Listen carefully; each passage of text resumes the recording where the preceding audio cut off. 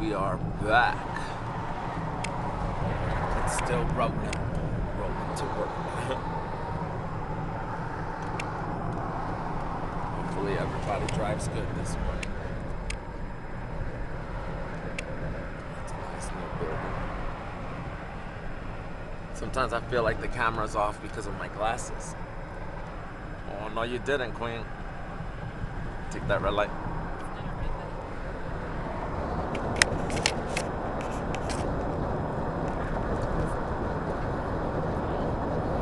Sacred Garden, I want to go there.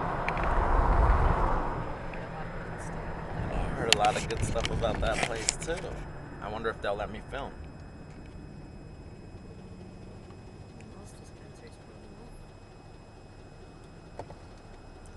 I just want to film for the experience, not to steal your ideas, I guess, or tips, or what do you think they think it is?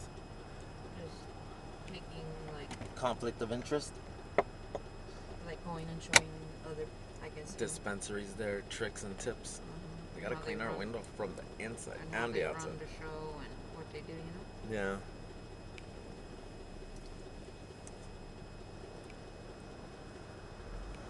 Here we go.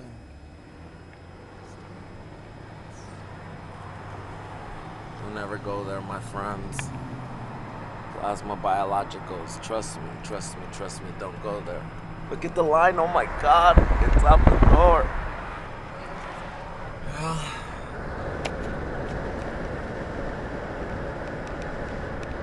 I used to work for them. I see on the carpet and tile. The gas station there is closed. That restaurant is closed again. It never lasts there, huh?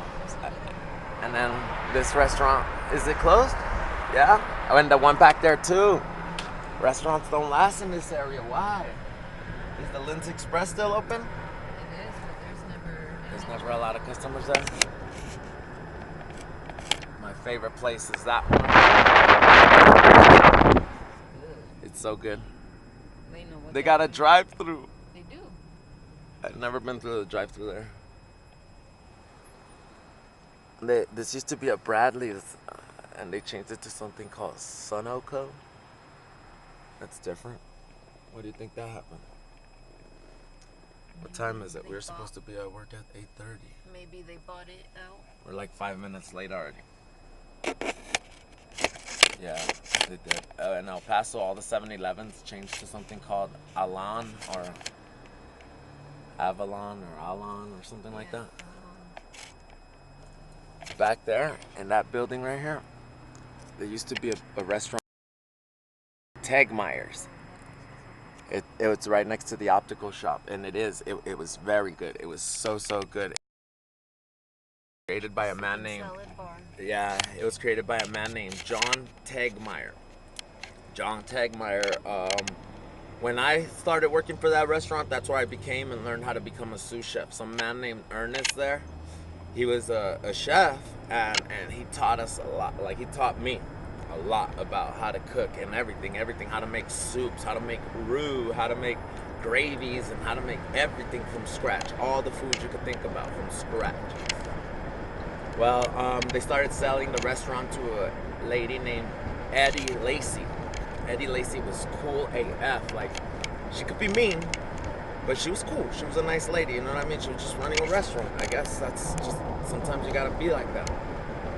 Whenever they were there, like, they were kind of like silent partners. I know that the rumors was Eddie and Ernest were buying the restaurant off of John Tegmeyer. But during that time, John Tegmeyer would still come in. I mean, it was still his restaurant, you know what I mean? They were only paying him for it at the time, I guess. And I think there used to be a lot of like beef between Eddie and John Tegmeyer, because John Tegmeyer and his wife that owns the, what is that place called? The Olympian hairstyle place? Yeah. Well, they would use that place like their own personal cafeteria, you know what I mean? Like, they would go in and eat like on a daily, and I don't know, they were there in the restaurant, and I think that right there was upsetting to Eddie. Eddie finally sold the restaurant, or no, closed it down, the Tegmeyers, and bought a different restaurant on Loman called Miss Eddie's. It's where, what's the restaurant that's there right now called? It's like a Kiwanis or something like that, or Pho Dong, right?